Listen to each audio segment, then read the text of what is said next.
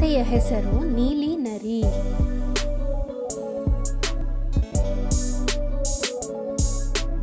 ಒಂದು ದಟ್ಟವಾದ ಕಾಡಿನಲ್ಲಿ ಅನೇಕ ಪ್ರಾಣಿಗಳು ವಾಸವಾಗಿದ್ದವು. ಅದರಲ್ಲಿ ಒಂದು ನರಿಯೂ ಇತ್ತು. ಒಂದು ದಿನ ಅದನ್ನು ಬೇಟೆ ನಾಯಿಗಳು ಅಟ್ಟಿಸಿಕೊಂಡು ಬರುತ್ತಿದ್ದವು. ನರಿ ಜೀವಭಯದಿಂದ ಓಡುತ್ತಾ ಓಡುತ್ತಾ ಕಾಡು ಬಿಟ್ಟು ಒಂದು ಹಳ್ಳಿಗೆ ಬಂತು. ಒಂದು ಮನೆಯ ಹಿಂದೆ ಒಂದು ಪೀಪಾಯಿ ಇದ್ದದ್ದನ್ನು ನರಿ ನೋಡಿತು. ಈ ಪೀಪಾಯಿಯೊಳಗೆ ಬಚ್ಚಿಟ್ಟುಕೊಂಡು ಬಿಡುವೆ ಎಂದು ಹೇಳುತ್ತಾ ಆ ನರಿ ಪೀಪಾಯಿಯೊಳಗೆ ಸ್ವಲ್ಪ ಸಮಯದ ನಂತರ ಬೇಟೆ ನಾಯಿಗಳು ಅಲ್ಲಿಗೆ ಬಂದವು. ಅವು ನರಿಯನ್ನು ಅಲ್ಲಿ ಇಲ್ಲಿ ಹುಡುಕಿ ಅದು ಸಿಗದೆ ಮತ್ತೆ ಕಾಡಿಗೆ ಹಿಂತಿರುಗಿದವು.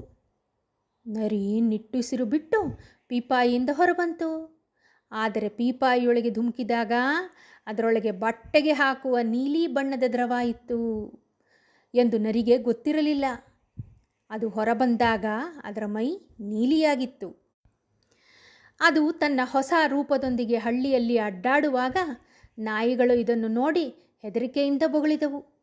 ಓಡಿ ಓಡಿ ಯಾವುದೋ ವಿಚಿತ್ರ ಪ್ರಾಣಿ ಬಂದಿದೆ ಎಂದು ಓಡಿ ಹೋದವು. ಇವರೆಲ್ಲ ಯಾಕೆ ತನ್ನನ್ನು ನೋಡಿ ಓಡಿ ಹೋಗುತ್ತಿದ್ದಾರೆಂದು ನರಿಗೆ ಆಶ್ಚರ್ಯ ಆಯಿತು. ಅದು ಕನ್ನಡಿಯಲ್ಲಿ ತನ್ನ ಮುಖ ನೋಡಿಕೊಂಡಾಗ ಅದಕ್ಕೆ ಆಗ ಅರ್ಥ ಆಯಿತು. ತನ್ನ ಹೊಸ ರೂಪವನ್ನೇ ಉಪಯೋಗಿಸಿಕೊಂಡು ಅದು ಕಾಡಿಗೆ ಹೋಗಿ ಅಲ್ಲಿದ್ದ ಪ್ರಾಣಿ ಪಕ್ಷಿಗಳನ್ನು ಹೆದರಿಸತೊಡಗಿತು. ನಾನು ನೀಲಿ ಮೋಡಗಳಿಂದ ಬಂದಿದ್ದೇನೆ, ಯಾರಾದರೂ ನನ್ನ ಮಾತನ್ನು ಮೀರಿದರೆ ಅವರು ಸಾಯುವುದು ಖಂಡಿತ ಎಂದು ಅಧಿಕಾರವಾಣಿಯಿಂದ ಹೇಳಿತು. ಎಲ್ಲ ಪ್ರಾಣಿಗಳು ಹೆದರಿ ನರಿಯ ಸೇವೆಗೆ ಸಿದ್ಧವಾದವು. ಕಾಡಿನ ರಾಜ ಸಿಂಹವೂ ಇದರ ಸೇವಕನಾಯಿತು.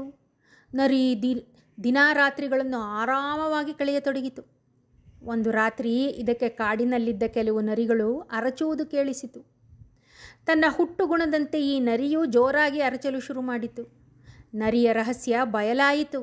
ಓಹೋ, ಇದು ನರಿಯಷ್ಟೇ, ನಾವೆಲ್ಲ ಮೋಸ ಹೋದೆವು ಎಂದು ಪ್ರಾಣಿಗಳು ಒಟ್ಟಿಗೆ ಸೇರಿ ಆ ನರಿಯನ್ನು ಹೊಡೆದು ಕೊಂದು ಹಾಕಿದವು. ಮಕ್ಕಳೇ, ನಿಮಗೆಲ್ಲ ಈ ಕಥೆ ತುಂಬ ಇಷ್ಟ ಆಗಿದೆ ಅಂದ್ಕೊಂಡಿದ್ದೀನಿ. ಇಷ್ಟ ಆಯ್ತಲ್ವಾ?